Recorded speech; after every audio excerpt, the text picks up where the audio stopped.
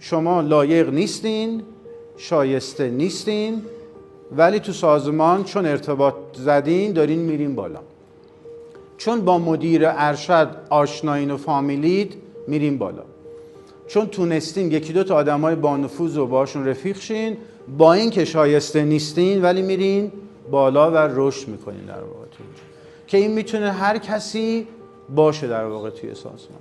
اما خواهیم دید که بعدی کاملا متفاوته.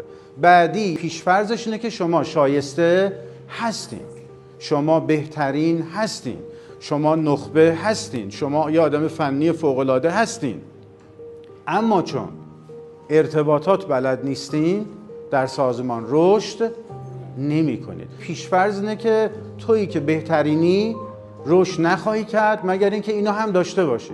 برای همین خیلی از آدم‌ها جسارتاً وقتی میگن نمیشه رشد کرد و خیلی کارا نمیشه کرد چون این رو ندارن. و اگه اینو که یعنی همراه پنجم رسیدن به قدرت رو اضافه کنیم داستان شکل میگیره که هنوز این ارتباطات رو ولی باز نکردم.